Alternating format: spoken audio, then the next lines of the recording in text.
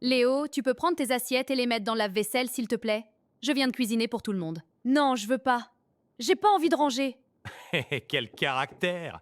Lol, t'es sérieuse là?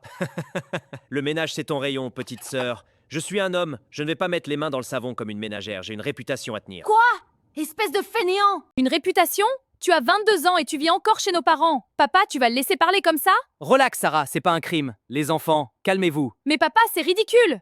N'importe quoi. Oh Sarah, laisse ton frère tranquille. C'est vrai que la vaisselle, ça fait pas très viril. Léo est un vrai garçon, il a d'autres choses à penser. Allez, débarrasse la table pour nous, sois mignonne. Arrêtons-nous une seconde. Léo a 22 ans, mais il se vante d'être incapable de nettoyer sa propre assiette, le tout validé par son père sous prétexte que ce n'est pas viril. Bonjour, je suis Elisabeth. Aujourd'hui, on décode le mythe de la virilité. On va comprendre comment la société ampute l'éducation des garçons en faisant d'eux des adultes irresponsables sur le plan domestique et émotionnel. Ce qui vient de se passer à table n'est pas une simple flemme de Léo. C'est une validation du patriarcat par le père.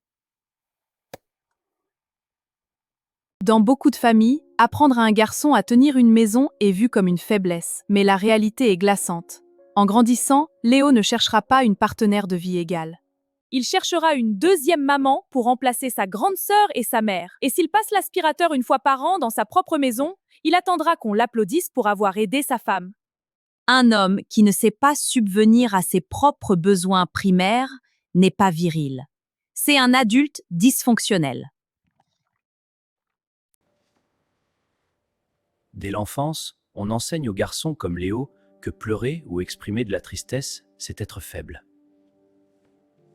La seule émotion que la société leur autorise, c'est la colère. Résultat, en couple, face à une crise, ces hommes sont incapables de communiquer. Ils hurlent ou ils fuient. Chérie, on doit parler de ça calmement. Je ne peux pas, laisse-moi. Et pire encore, il y a la question du consentement. À quel moment a-t-on appris à Léo que non, ça veut dire non?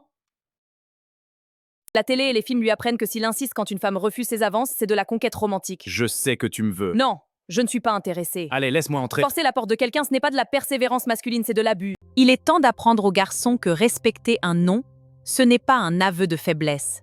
C'est la base de la sécurité émotionnelle et de la vraie virilité. Avez-vous déjà dû faire le service pendant que les hommes de la famille restaient assis à table? Racontez-le-moi en commentaire.